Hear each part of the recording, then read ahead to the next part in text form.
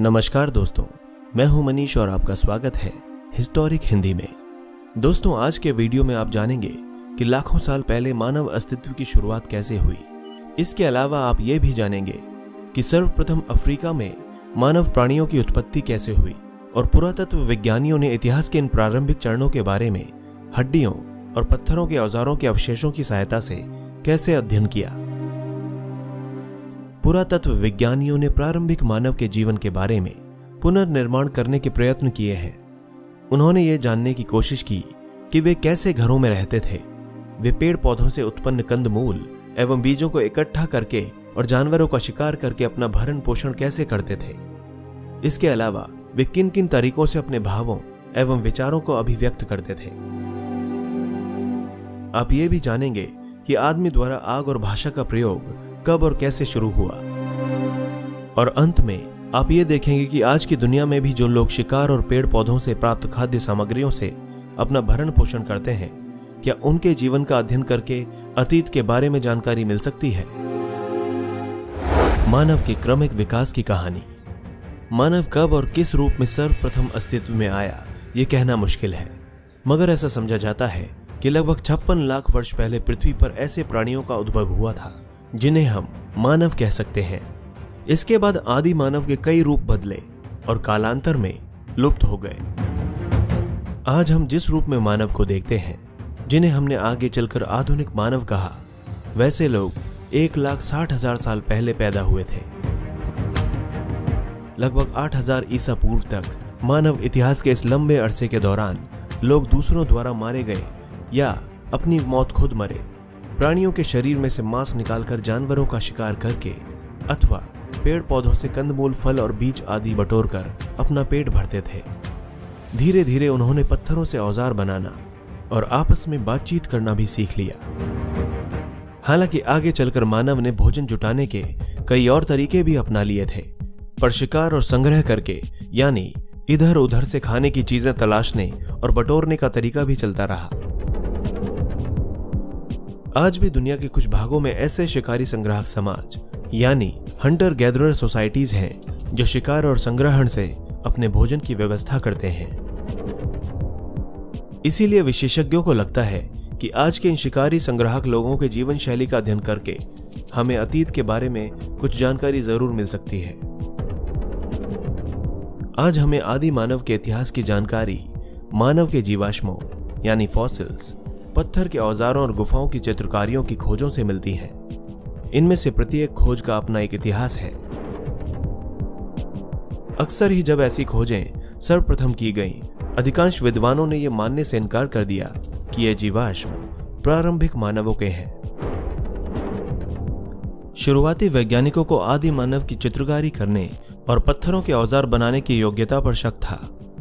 एक अरसे के बाद ही इन वैज्ञानिकों ने इन जीवाश्मों, औजारों और चित्रकारियों के सच्चे महत्व को स्वीकार किया।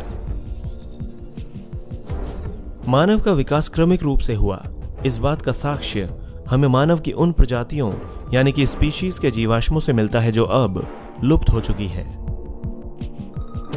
उनकी कुछ विशेषताओं या शारीरिक लक्षणों के आधार पर मानव को भिन्न भिन्न प्रजातियों में बांटा गया है। जीवाश्मों की तिथि का निर्धारण प्रत्यक्ष रासायनिक विश्लेषण द्वारा अथवा उन परतों या तलछटों के काल का परोक्ष रूप से निर्धारण करके किया जाता है जिनमें वे दबे हुए पाए जाते हैं। जब एक बार जीवाश्मों की तिथि यानी काल का पता चल जाता है, तब मानव विकास का क्रम निर्धारित करना कठिन नहीं रहता। लगभग 200 वर्ष पहले सर्वप्रथम जब ऐसी खोजें की गईं, तब अनेक विद्वान ये मानने को तैयार नहीं थे कि खुदाई में मिले जीवाश्म और पत्थर के औजार तथा चित्रकारियों जैसी अन्य चीजें वास्तव में मनुष्य के आदिकालीन रूप से संबंध रखती थीं। आधुनिक मानव के पूर्वज। मानव के विकास के क्रम को 360 से 240 लाख वर्ष पहले तक खोजा जा सकता है। यह वो समय था जब एशिया तथा अफ्रीका में स्तनपायी प्राणियों की प्राइमेट नामक श्रेणी का उद्भव हुआ था। उसके बाद लगभग 240 लाख साल पहले प्राइमेट श्रेणी में एक उपसमूह उत्पन्न हुआ जिसे होमिनॉइड कहा गया। इस उपसमूह में वानर यानी एप्स शामिल थे। और फिर बहुत समय बाद लगभग 56 लाख वर्ष पहले हमें पहले होमिनिड प्राणियों के अस्तित्व का साक्ष्य मिला। होमिनिड वर्ग होमिनॉइड उपसमूह से विकसित हुए। उनमें अनेक समानताएं पाई जाती हैं, लेकिन कुछ बड़े अंतर भी हैं। होमिनॉइड्स का मस्तिष्क होमिनिडों की तुलना में छोटा होता था। वे चौपाए थे, यानी 4 पैरों के बल चलते थे, लेकिन उनके शरीर का अगला हिस्सा और अगले दोनों पैर लचकदार होते थे। इसके विपरीत होमिनिड सीधे खड़े होकर पिछले 2 पैरों के बल चलते थे। उनके हाथ विशेष किस्म के होते थे, जिनकी सहायता से वे औजार बना सकते थे और उनका इस्तेमाल भी कर सकते थे। 2 प्रकार के साक्ष्यों से यह पता चलता है कि होमिनिडों का उद्भव अफ्रीका में हुआ था। पहला तो ये कि अफ्रीकी वानरों यानी एप्स का समूह होमिनिडों से बहुत गहराई से जुड़ा है। दूसरा, सबसे प्राचीन होमिनिड जीवाश्म जो ऑस्ट्रेलोपिथेकस वंश के हैं, पूर्वी अफ्रीका में पाए गए हैं और उनका समय लगभग 56 लाख वर्ष पहले का माना जाता है। इसके विपरीत अफ्रीका से बाहर पाए गए जीवाश्म 18 लाख वर्ष से अधिक पुराने नहीं हैं। होमिनिड होमिनिडाई नामक परिवार के सदस्य होते थे। इस परिवार में सभी रूपों के मानव प्राणी शामिल थे। होमिनिड समूह की अनेक विशेषताएं थीं, जैसे मस्तिष्क का बड़ा आकार, पैरों के बल सीधे खड़े होने की क्षमता, 2 पैरों के बल चलना, हाथ की विशेष क्षमता जिससे वे औजार बना सकते थे और उनका इस्तेमाल कर सकते थे। होमिनिडों को आगे कई शाखाओं में विभाजित किया जा सकता है। इन शाखाओं को जीनस कहते हैं। इन शाखाओं में ऑस्ट्रेलोपिथेक और होमो अधिक महत्वपूर्ण है। इन शाखाओं में प्रत्येक की कई प्रजातियां होती हैं।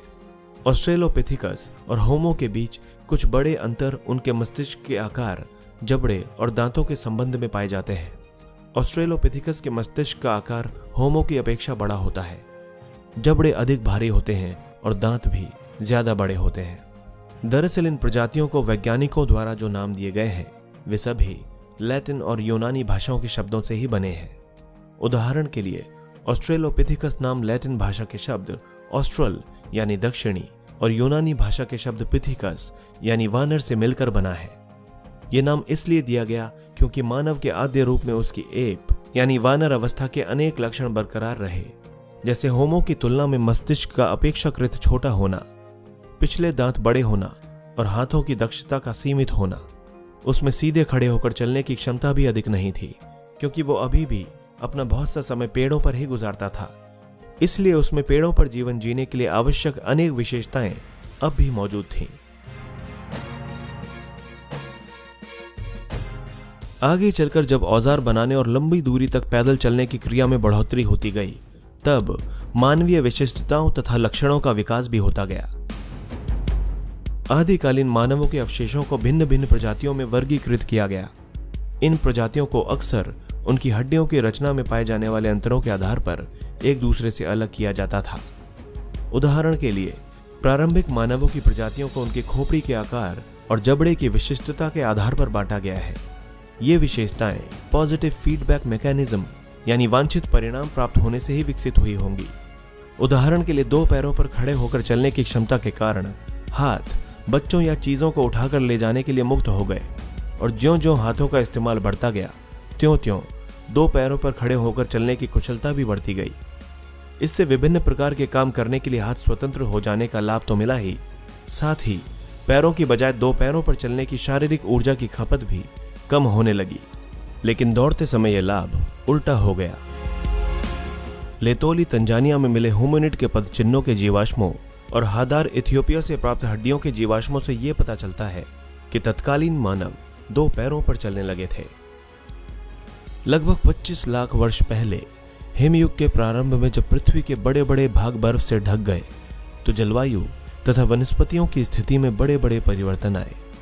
तापमान और वर्षा में कमी हो जाने के कारण जंगल कम हो गए और घास के मैदानों का क्षेत्रफल बढ़ गया, जिसके परिणाम स्वरूप ऑस्ट्रेलोपिथेकस के प्रारंभिक रूप जो जंगलों में रहने के आदी थे, धीरे धीरे लुप्त हो गए और उनके स्थान पर उनकी दूसरी प्रजातियां आ गईं, जो सूखी परिस्थितियों में आराम से रह सकती थीं।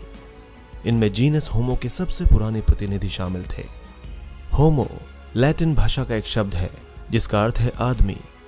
यद्यपि इसमें पुरुष और स्त्री दोनों शामिल हैं। वैज्ञानिकों ने होमो को कई प्रजातियों में बांटा है और इन प्रजातियों को उनकी विशेषताओं के अनुसार अलग अलग नाम दिए हैं। इस प्रकार जीवाश्मों को होमो हेबिलिस यानी औजार बनाने वाले, होमो इरेक्टस यानी सीधे खड़े होकर पैरों के बल चलने वाले, और होमो सेपियंस यानी कि बुद्धिमान मनुष्य के रूप में वर्गीकृत किया गया है।